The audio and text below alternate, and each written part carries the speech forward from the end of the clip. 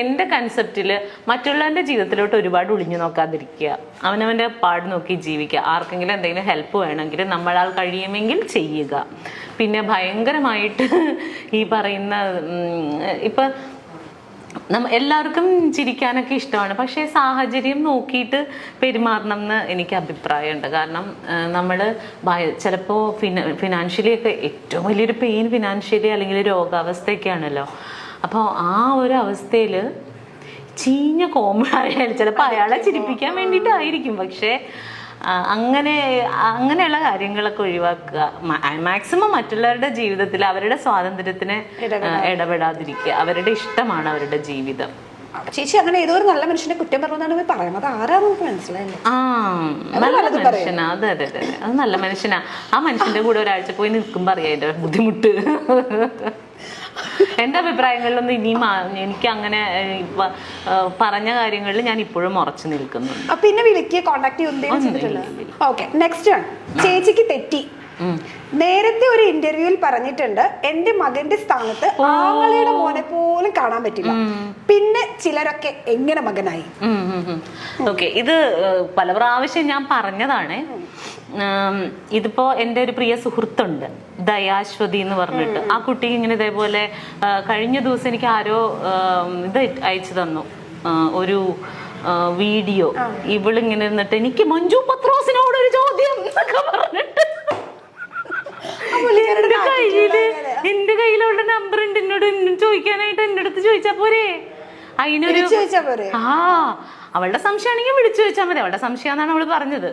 Anyway, എന്റെ മകനായിട്ട് എനിക്ക് വേറെ ആരെയും കാണാൻ പറ്റില്ല എന്ന് പറഞ്ഞത് ഞാൻ തന്നെയാണ്. അത് ബിഗ് ബോസിനൊക്കെ ഒരുപാട് മുമ്പാ, ഒരുപാടല്ല, എനിക്ക് തോന്നുന്നു ബിഗ് ബോസിന് പോകുന്നതിന്റെ തലേന്നോ എന്നാണെന്ന് ഞാനൊക്കെ സംഭവം ഞാൻ പറഞ്ഞാണ്. അതുവരെ എനിക്ക് അങ്ങനെ കാണാനും പറ്റില്ലായിരുന്നു.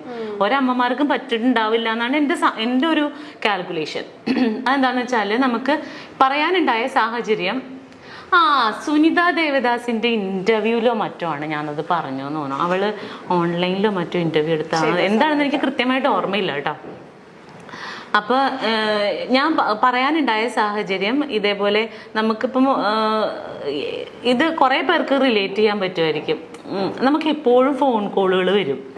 മിക്കവാറും ഈ നമ്മുടെ നമ്പറുകൾ കിട്ടിക്കഴിഞ്ഞാൽ ഇങ്ങനെ വിളിച്ചിട്ട് എല്ലാവരും അല്ല കേട്ടോ, വളരെ കുറച്ച് പേര് വിളിച്ചിട്ട് എനിക്ക് എൻ്റെ സ്വന്തം പെങ്ങളെ പോലെയാണ്, എൻ്റെ മകളെ പോലെയാണ്, സ്വന്തം പെങ്ങളാണ് ഞാൻ അങ്ങനെ. അപ്പൊ ഒരാൾക്ക് ഉള്ളിൽ തോന്നുന്ന ഒരു ഇഷ്ടത്തെ അയ്യോ എനിക്ക് താല്പര്യമില്ല എന്ന് പറഞ്ഞു വെക്കാൻ അവരെ ഹേർട്ട് ചെയ്യേണ്ട കാര്യം നമുക്കില്ലല്ലോ. അപ്പൊ ചേട്ടാ താങ്ക് യു എന്ന് പറഞ്ഞ് വെക്കും. പിറ്റേ ദിവസവും വിളിക്കും പെങ്ങളുടെ സുഖം അന്വേഷിക്കാൻ. എല്ലാ ദിവസവും വിളിക്കും പെങ്ങളുടെ സുഖം അന്വേഷിക്കാൻ. അപ്പൊ ആ ഒരു സാഹചര്യത്തിലാണ് ഞാൻ പറഞ്ഞത്, അതെന്തിനാണ് അങ്ങനെ ഡെയിലി വിളിച്ച് ഒരാളെ വിളിച്ച് സുഖവിവരം അന്വേഷിക്കേണ്ടത്? പിന്നെ നമ്മൾ എടുക്കാതാവും കോള്, ശല്യമായി മാറും. ചിലപ്പോൾ വീഡിയോ കോളൊക്കെ ചെയ്ത് കളയും. നമ്മൾ എങ്ങനെയാണ് നമ്മുടെ വീട്ടിൽ നിൽക്കണം, അല്ലെങ്കിൽ നമ്മുടെ റൂമിൽ എന്തായിരിക്കും നമ്മുടെ അവസ്ഥ എന്നൊന്നും നമുക്കറിയില്ലല്ലോ.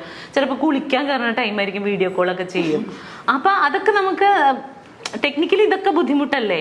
അപ്പൊ അപ്പോഴാണ് ഞാൻ പറഞ്ഞത്, ഇപ്പൊ എന്നെ സംബന്ധിച്ച് എനിക്ക് എൻ്റെ ആങ്ങളെ കാണുന്ന പോലെ എനിക്ക് വേറൊരു ആളെ എൻ്റെ സ്വന്തം ബ്രദറായിട്ട് കാണാൻ പറ്റുമോ? ഇല്ല, പറ്റില്ല. എനിക്ക് എൻ്റെ മകനെ പോലെ എനിക്ക് വേറൊരാളെ കാണാൻ പറ്റില്ല എന്ന് ആ സാഹചര്യത്തിലാണ് ഞാൻ പറഞ്ഞത്. ഓക്കെ, അതിനുശേഷം ഞാൻ ബിഗ് ബോസിന്റെ ഉള്ളിൽ പോയി. കുറേ ബിഗ് ബോസിന് അത് വേറൊരു ലൈഫാടാ. ഇപ്പൊ കൊറോണ വന്നു, നമ്മുടെ വീട്ടിൽ TV ഉണ്ട്, മ്യൂസിക് സിസ്റ്റം ഉണ്ട്, നമ്മുടെ കുഞ്ഞുങ്ങളുണ്ട്, അച്ഛനുണ്ട്, അമ്മയുണ്ട്, നമുക്ക് ഇഷ്ടമുള്ള സാധനങ്ങൾ ഉണ്ടാക്കി കഴിക്കാം. കള്ളുകുടിക്കുന്നവർക്ക് വീട്ടിൽ മദ്യം ഉണ്ടെങ്കിൽ അതും കുടിക്കാം. ആർക്കും ഒരു പ്രശ്നം ഉണ്ടായിരുന്നില്ല. ആകെ നമുക്ക് പോകാൻ പറ്റാത്തത് നമ്മുടെ വർക്കിംഗ് സ്പേസിൽ പോകാൻ പറ്റുന്നില്ല, റോഡിലേക്ക് ഇറങ്ങാൻ പറ്റുന്നില്ല, കടകളിൽ പോകാൻ പറ്റുന്നില്ല. ഇതായിരുന്നു നമുക്കുണ്ടായിരുന്ന ബുദ്ധിമുട്ട്. ആ സമയത്ത് പോലും ആളുകൾ എന്തോരം ഫ്രസ്ട്രേറ്റഡ് ആയി. ഇതൊന്നുമില്ലാത്ത ഒരു സ്പേസിൽ പരസ്പരം പരിചയമില്ലാത്ത 16 പേര് ഒരുമിച്ച് ജീവിക്കുന്ന ഒരു വീട്ടിലാണ് നമ്മൾ കഴിയണത്. നമ്മൾ ഇതുവരെ എൻ്റെ ലൈഫിൽ എൻ്റെ 40ാമത്തെ വയസ്സിൻ്റെ ഇടയ്ക്ക് ഇതുവരെ ഞാൻ അങ്ങനെ ഒരു സിറ്റുവേഷൻ ഫേസ് ചെയ്തിട്ടില്ല. ഫേസ് ചെയ്തിരുന്നെങ്കിൽ എൻ്റെ അഭിപ്രായം ഒന്നും ഇതായിരിക്കില്ല. ഞാൻ അതുവരെ ഉണ്ടായിരുന്ന എൻ്റെ അഭിപ്രായം മുഴുവൻ മാറിപ്പോയി. കാരണം എനിക്ക് ഒന്നും ചെയ്യാൻ പറ്റണില്ല. എനിക്ക് മനസ്സിലാവണുണ്ട് എൻ്റെ തലയിലെ സ്ക്രൂ ഒക്കെ കഴിഞ്ഞ് വീഴുന്നത്. സീരിയസ്ലി ഞാൻ ഇങ്ങനെ. അപ്പൊ എൻ്റെ ഒരു ആഗ്രഹം, എനിക്ക് ബെർണാച്ചനെ കാണാൻ പറ്റില്ല. ദൈവം, എനിക്ക് അവന്റെ കൈയൊന്ന് അതിന്റെ ഇടയിൽ കൂടി ഒന്ന് കാണാൻ പറ്റുമായിരുന്നെങ്കിൽ ഞാനിവിടെ നിന്ന് പൊട്ടിക്കരഞ്ഞിട്ടുണ്ട് കുഞ്ഞിനെ കാണാൻ പറ്റാതെ. കാരണം അപ്പൊ ചോദിക്കും നീ എന്തിനാ പോയെന്ന് ചോദിക്കും. ഞാൻ ഓർത്ത് എനിക്ക് ഈസി ആയിട്ട് അത് സർവൈവ് ചെയ്യാൻ പറ്റും എന്നാണ്. ഇന്നും ബെർണാച്ചന് സ്കൂളിൽ പോയപ്പോ ഞാൻ ടോയ്ലറ്റിലിരുന്ന് കുറെ കരഞ്ഞു. വേറെ ഒന്നുമല്ല, ഞാൻ ഇന്ന് അവിടെ നിന്ന് പോരും, എനിക്കിന്ന് അവനെ കാണാൻ പറ്റില്ല. സ്കൂൾ വിട്ട് വന്ന് കഴിയുമ്പോ ഇനി ഞാൻ 10-15 ദിവസം കഴിയുമ്പോഴേ ടിഷ്യൂ തരും. സീരിയസ്ലി അല്ല, ഇത് കണക്കിലാക്കണ്ട. അപ്പൊ ഇനിയിപ്പോ ആൾക്കാർ ഓ സ്കൂളിൽ പോകുമ്പോഴും അമ്മ കരയുന്നു. അല്ല, അതല്ല അതിന്റെ ഫീല്. അവന് സ്കൂളിൽ പോയി എനിക്ക് അവനെ ഡെയിലി കാണാൻ പറ്റില്ല. അപ്പൊ ഇനിയിപ്പോ വൈകുന്നേരം സാധാരണ ഞാൻ ഇവിടെ ആണെങ്കിലും വീട്ടിലുണ്ടാവും ഞാൻ അവൻ വരുമ്പോ, അല്ലെങ്കിൽ രാത്രി ഞങ്ങൾ ഒരുമിച്ചാണ് ഉറങ്ങണത്. ഇന്ന് മുതൽ ഇനി അത് പറ്റില്ല. ഇന്നിപ്പോ ഞാൻ പോകുമല്ലോ. അപ്പൊ എനിക്ക് അവൻ പോകുമ്പോ ഒരു തിങ്ങലാണ്. ഇതിന്റെ 100 ഇരട്ടിയാണ് ഞാൻ ബിഗ് ബോസ് വീട്ടിൽ വെച്ച് അനുഭവിച്ചത്.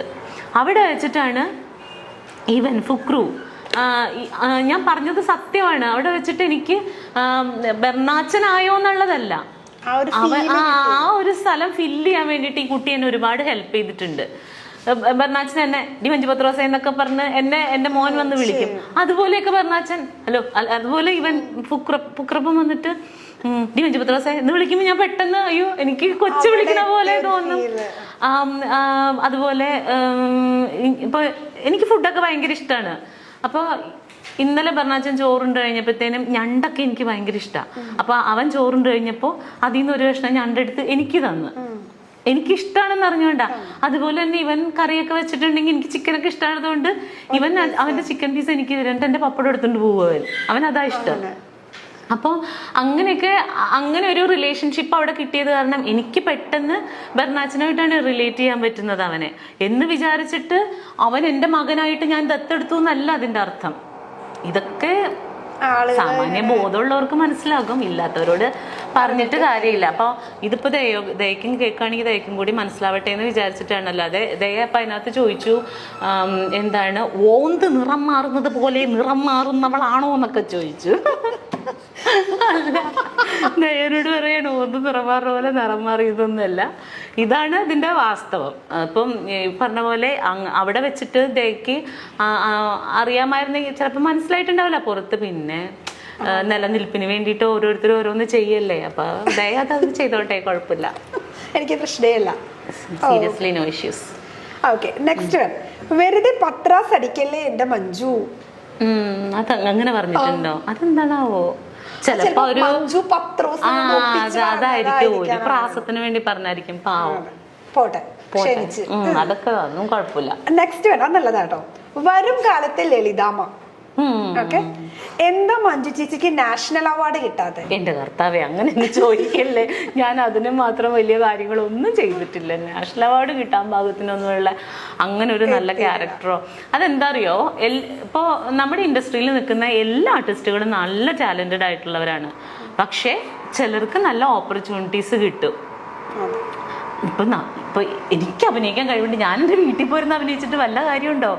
എനിക്കിപ്പോ ചിലപ്പോ അല്ലെങ്കിൽ ഇപ്പൊ ആർക്കാണെങ്കിലും ഇപ്പൊ ലളിതാമ്മ ചെയ്ത പോലെയുള്ള നല്ല ഡെപ്ത് ആയിട്ടുള്ള ക്യാരക്ടർ ഈസി ആയിട്ട് ചെയ്യാൻ പറ്റുമെന്ന് വിചാരിക്കുക. എനിക്കിതിപ്പോ ഒരവസരം കിട്ടിയാലല്ലേ എനിക്കിത് ചെയ്ത് കാണിക്കാൻ പറ്റുള്ളൂ. അപ്പൊ ചിലപ്പോ ഇത് എഴുതുന്ന ആളുകൾക്ക് നമ്മളിൽ അത്ര വിശ്വാസം ഉണ്ടാവില്ലായിരിക്കും, അതുകൊണ്ട് തരില്ല. അല്ലെങ്കിൽ അത്തരത്തിൽ കഥാപാത്രങ്ങൾ ജനിക്കുന്നുണ്ടാവില്ല. പിന്നെ ഒരെണ്ണം ജനിക്കുമ്പോൾ കുറച്ചും കൂടി ബെറ്റർ ആയിട്ടുള്ള ഒരാളിലേക്ക് പോവായിരിക്കും. അപ്പോൾ എപ്പോൾ ചെയ്യുന്നോ വിധി ഉണ്ടെങ്കിൽ കിട്ടും. അങ്ങനെ എന്നെ സംബന്ധിച്ച് എനിക്കെല്ലാം ബോണസാണ് കേട്ടോ. ഞാൻ പറഞ്ഞില്ലേ, ഇപ്പോൾ ചിലർ പറയും അവള് പഴയ കാലം മറന്നുപോയെന്ന്. ഞാൻ ഒരിക്കലും മറന്നിട്ടില്ല. അത് പറയാൻ പറ്റില്ല. അപ്പോൾ ഞാൻ എങ്ങനെയാണ് എന്തായിരുന്നു എന്നുള്ളത് മറ്റാരേക്കാളും വ്യക്തമായിട്ട് അറിയാവുന്ന ഒരാളാണ് ഞാൻ. ഒരിക്കലും ഞാനത് മറക്കില്ല. അപ്പോൾ ഇല്ലില്ല, എനിക്ക് കരച്ചിൽ വരാറില്ല. ഞാൻ അങ്ങനെ ഇപ്പോൾ കരയാറില്ല. അപ്പോൾ ആ ഒരു സാഹചര്യത്തിൽ നിന്ന മഞ്ജു ഇന്ന് നല്ല ഭക്ഷണം കഴിക്കുന്നുണ്ട്, നല്ല വസ്ത്രം ധരിക്കുന്നുണ്ട്, വീട് വെക്കുന്നുണ്ട്, എൻ്റെ മകനെ പഠിപ്പിക്കുന്നുണ്ട്. ഇതൊന്നും ഭയങ്കര സംഭവമൊന്നുമല്ല. എനിക്ക് കിട്ടുന്ന ഗിഫ്റ്റാണ് ഇതൊക്കെ.